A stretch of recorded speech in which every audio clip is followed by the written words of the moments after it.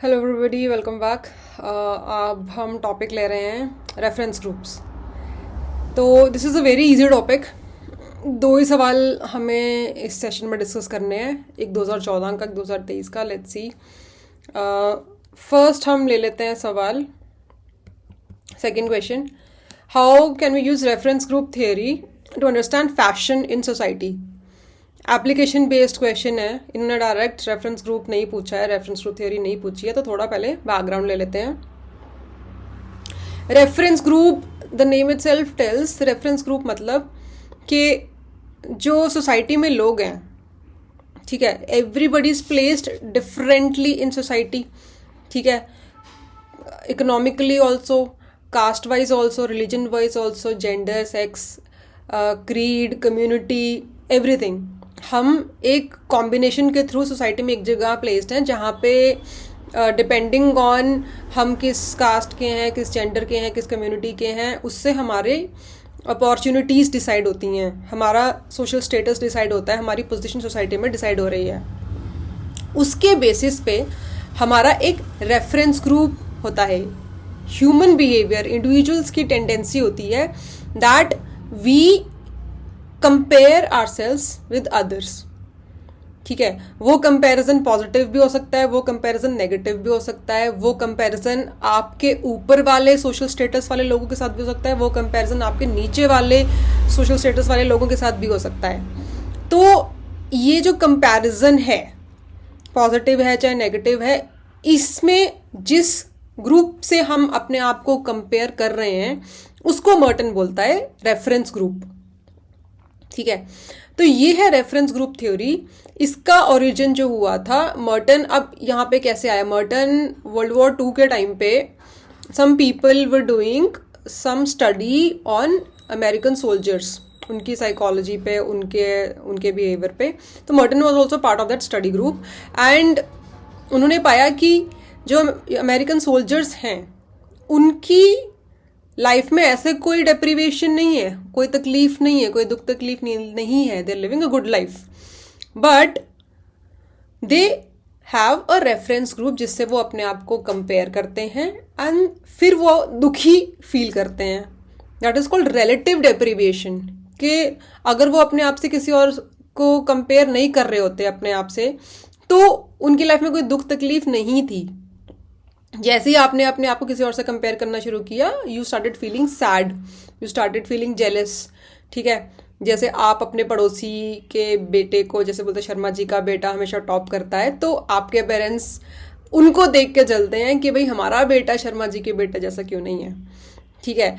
आपके ऑफिस में आपके साथ वाले आपके बड़ी को प्रमोशन मिल गई, उसका रातों रात पैकेज बढ़ गया, उसकी रातों रात डेजिग्नेशन अपग्रेड हो गई, आपकी नहीं हुई। तो there is a comparison, that is peer group comparison, ठीक है। इसमें हम आगे डिटेल में पढ़ेंगे कैसे कैसे रेफरेंस ग्रुप्स होते हैं।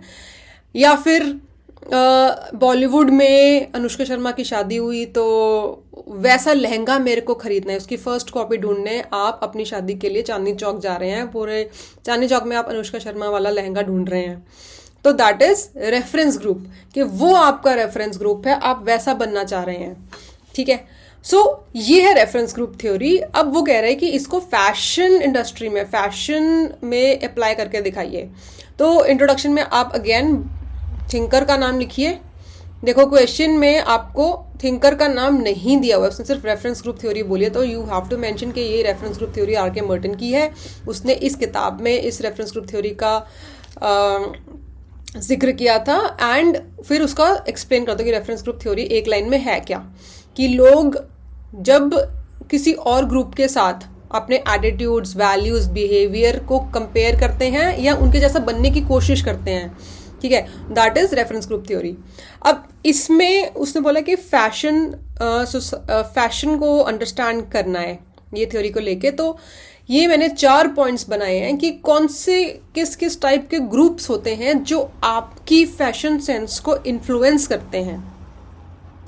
फर्स्ट इसमें आता है, इसको मैं थोड़ा और सिंपल तरीके से बताऊं तो जो सेकंड पॉइंट है, 2 तरह के रेफरेंस ग्रुप होते हैं, primary reference groups and secondary reference group.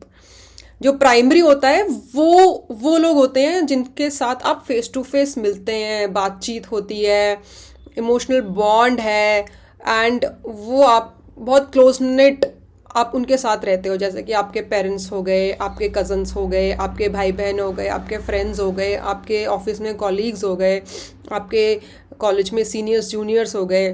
तो ये हो गया primary reference group. Secondary reference group होता है जिनसे आपकी कम्युनिकेशन नहीं है, but you get to know them from social media, from Instagram, from news channels, या अखबार में कभी उनके बारे में पढ़ा। वो होते हैं सेकेंडरी रेफरेंस ग्रुप्स। तो अगर हम उन ग्रुप्स को डिस्कस करना चाह रहे हैं जो हमारे फैशन सेंस को इन्फ्लुएंस करते हैं, तो इसमें जो सेकंड पॉइंट है that is a primary reference group, and बाकी के जो 3 पॉइंट्स है first, third and fourth, that is secondary reference group. First हम अगर पीयर इन्फ्लुएंस की बात करें, तो यहाँ पे क्या है कि अगेन हमारे फ्रेंड्स, हमारे कॉलीग्स, ऑफिस में किसी ने माइकल कोर्स का बैग लिया हुआ है, किसी ने एलवी का कोई बैग बंदी खरीद के आई है, तो यू एज अ फीमेल आपको थोड़ा सा तो होगा, आप घर में जाके उसका प्राइस चेक करोगे, आप देखोगे कि मैं ले सकती हूँ कि नहीं, या मुझे ये पसंद आ रहा है कि नहीं, मेरे साथ फिट बैठता है कि नहीं। एंड अगर आप उससे इन्फ्लुएंस हो रहे हो, अगर आप उसको सब कुछ पसंद है बट प्राइस पसंद नहीं है, तो that becomes N aspiration for you कि भाई 6 महीने में पैसा इकट्ठा करके मैं I will also by that. या किसी ने ऑफिस में आईफोन नया खरीदा है, लेटेस्ट मॉडल, तो यू ऑल्सो गेट, थोड़ा सा तो प्रेशर आता है, थोड़ा सा पीयर प्रेशर आता है that why can't you buy it if you want it. तो दैट इज पीयर इन्फ्लुएंस कि आपके कज़न, आपके भाई की, आपके मान लो आपके बहुत ही पापा के क्लोज फ्रेंड के बेटे की 1 करोड़ की नौकरी लग गई, आपकी 30 लाख की ही है, तो you would feel sad for 2-3 days कि आपके पापा का भी फ़ोन आएगा कि भाई ये क्या हो रहा है, ठीक है, यू विल फील सैड अगर फ़ोन नहीं भी आएगा तो this is peer influence. First, third and fourth is secondary reference groups.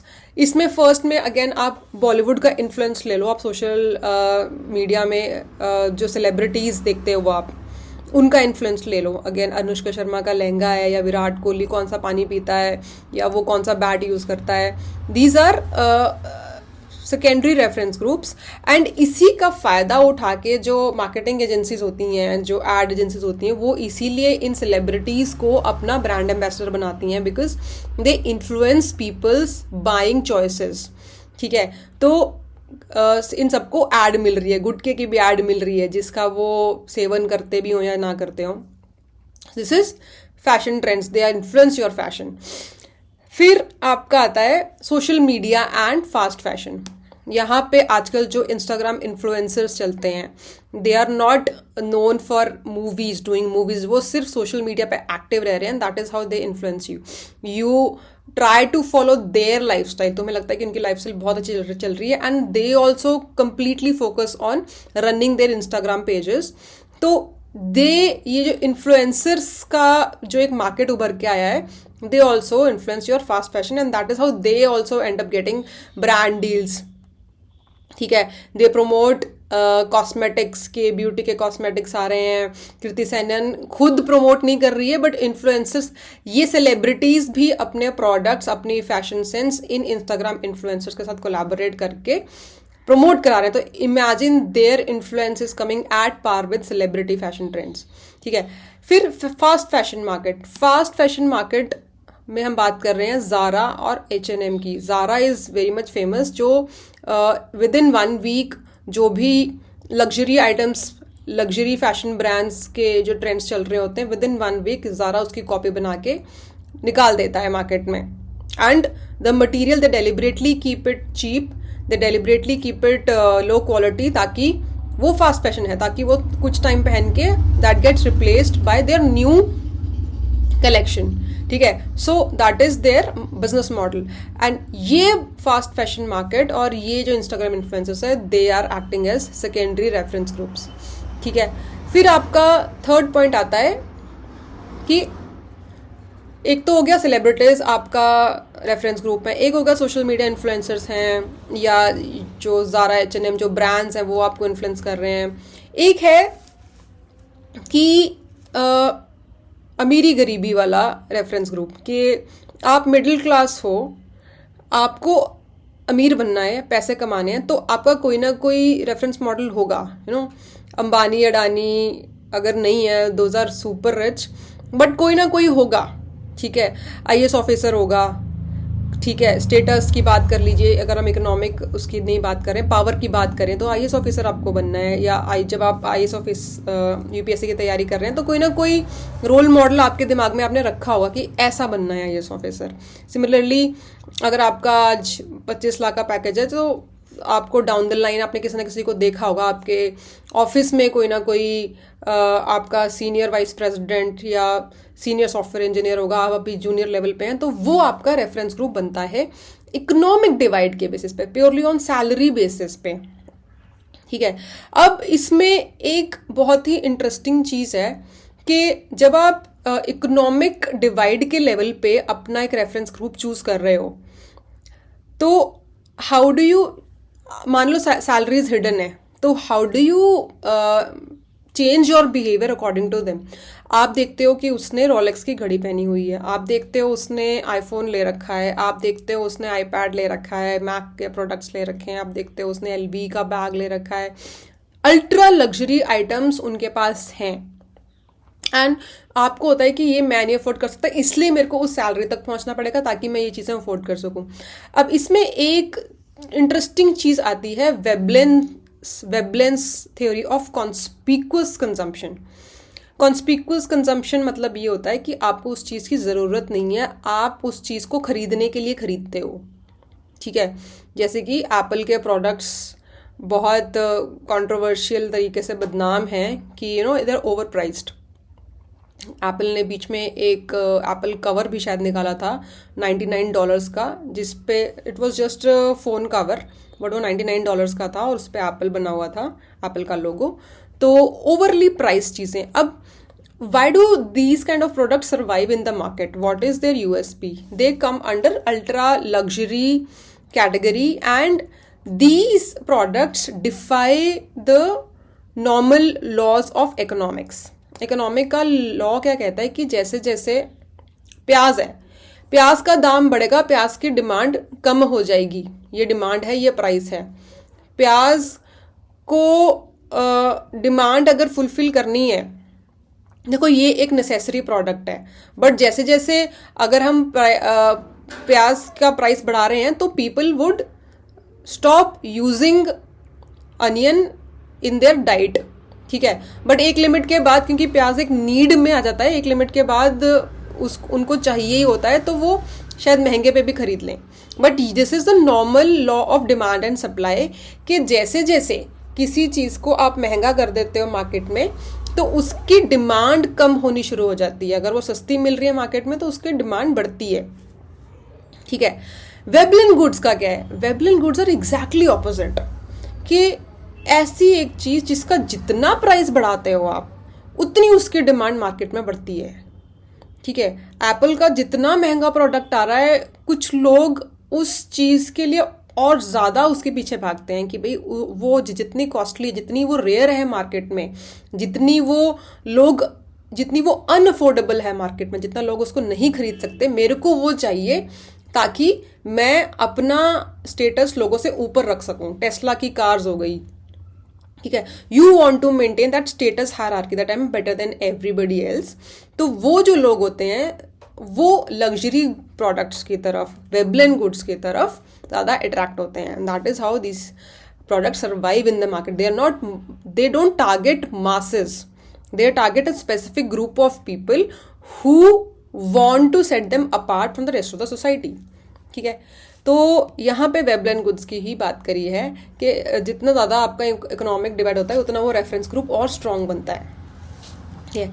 तो ये आपके 4 पॉइंट्स हो गए, 4 टाइप्स ऑफ रेफरेंस ग्रुप्स हो गए। ये प्राइमरी रेफरेंस ग्रुप है, ये तीनों सेकेंडरी रेफरेंस ग्रुप हैं जो आपकी फैशन सेंस को इन्फ्लुएंस करते हैं।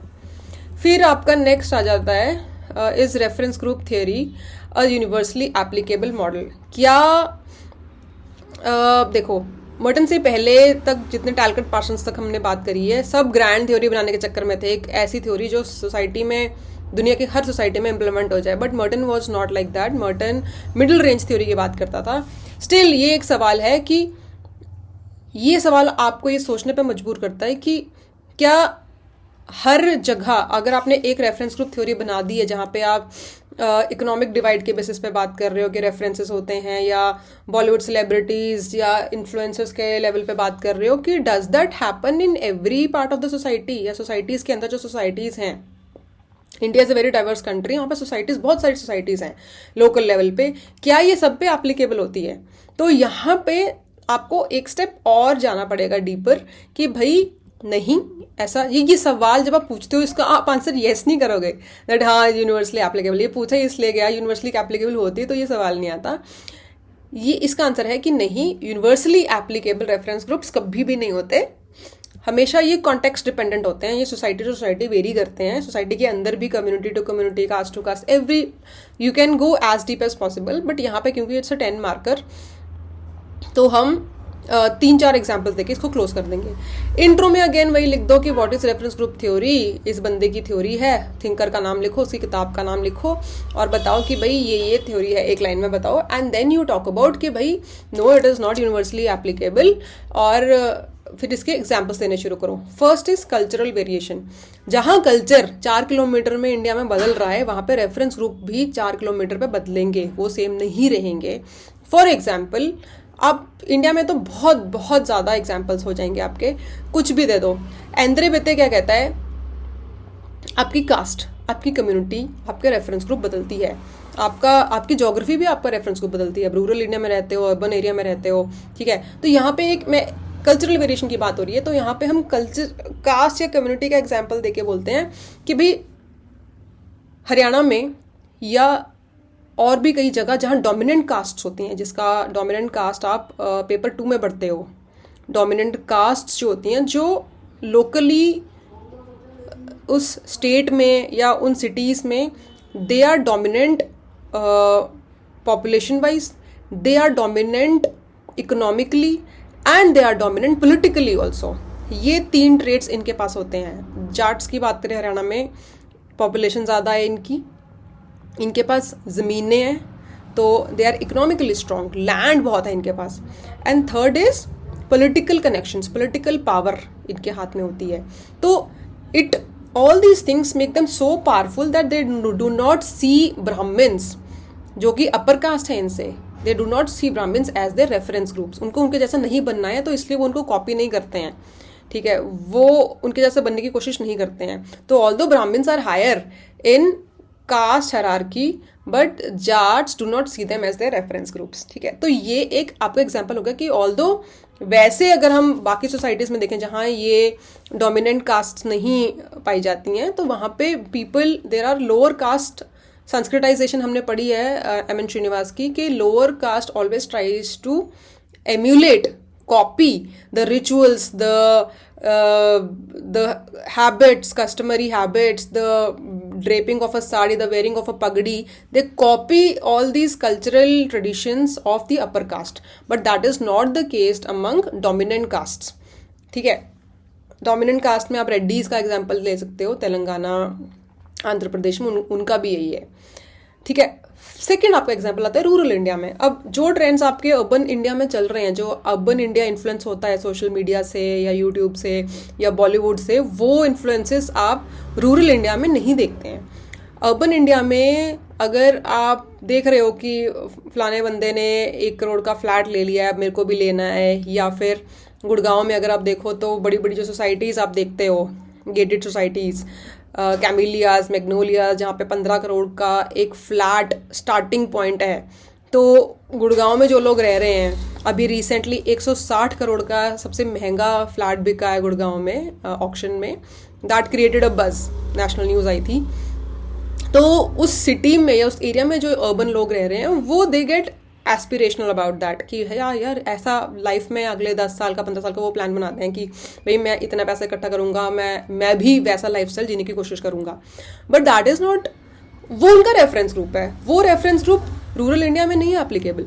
रूरल इंडिया में अलग ही गेम चल रही है, अलग ही कहानी चल रही है, वहाँ पे उनके रेफरेंस ग्रुप्स हैं, वहाँ की जो कास्ट हायरार्कीज चल रही हैं, कि वहाँ पे जो एक ओबीसी है, या वहाँ पे जो एक मान लीजिए जो लोकल कास्ट हायरार्की चल रही हैं, वहाँ का जो सरपंच है वैसा लाइफस्टाइल जीना चाहता है, वहाँ का जो अपर कास्ट है वैसा लाइफस्टाइल जीना चाहता है। तो संस्कृताइजेशन जो है it is a rural, more of a rural phenomena, जहाँ पे lower caste, comparatively lower caste एक अपने से जो 2-3 स्टेप ऊपर कास्ट है, नॉट एग्जैक्टली बिल्कुल ही कास्ट के एक्सट्रीम्स की बात हो रही है, बट बीच में की जो बात हो रही है कि वो उनको एमुलेट करता है ताकि in the course of time वो उनकी कैटेगरी में आ जाएं। तो यहाँ पे ये ट्रेंड्स आपको रूरल इंडिया में ज़्यादा देखने को मिलेंगे। दे do not follow national trends, they do not follow international trends या ग्लोबल एलिट्स के ट्रेंड्स, ठीक है। उनको टेस्ला नहीं चाहिए, उनके लिए थार है, ठीक है।